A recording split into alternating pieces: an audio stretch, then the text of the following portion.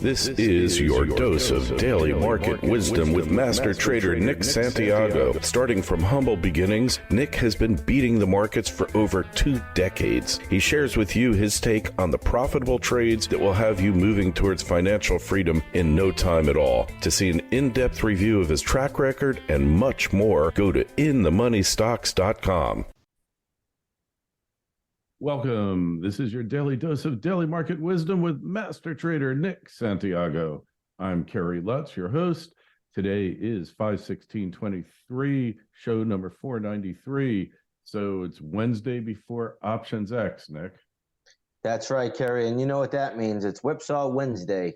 And that's where traders should really keep their trading costume on, because we could have some real whips. You'll see rallies and then you'll see sell-offs. We've already seen that this morning already, and it's not even, we're not even more than an hour into the trading day. So be prepared if you're sticking around today to get tossed around, whipped around, and thrown around. That's what the market seems to do this Wednesday before the monthly expiration each and every month. And it's just a lot of institutional game playing. So just be aware of it. And, it's just something that we see very, very often. You'll see a lot of stocks that are trading higher on the day, then they'll get sudden sell-offs. And it's just stocks that are really getting hit, or markets, even indexes getting hit. They'll get big bounces. It's just something that we notoriously, I've recognized over the years, takes place the Wednesday before the monthly expiration. Right. And what's doing with the Regional Bank ETF? Well, the KRE today, which is a Regional Bank ETF, has been very strong. Right now, it's up about 3.8%. So that's acting really, really well, and that's been helping the markets out.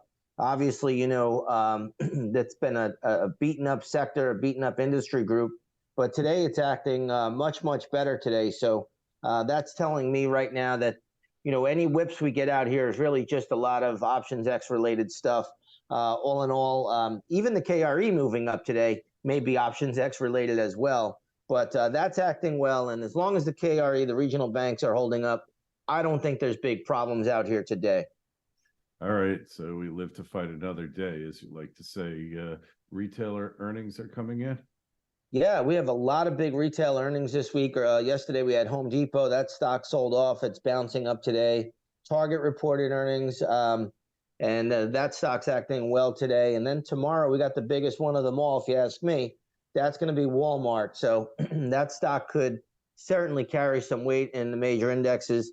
And again, we'll see how Walmart reaction is to the earnings report. I think the earnings, I'm not sure if they're going to be as expected or good or bad, but it's really the reaction in the market that counts after the earnings report is released. And tomorrow, I think, is the most important of them all at Walmart.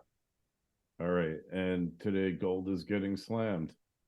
Yeah, today we got gold down a little bit. It was down a little bit more earlier, but you know how it is, Kerry. A lot of times gold will sell off and then it'll bounce up a little bit.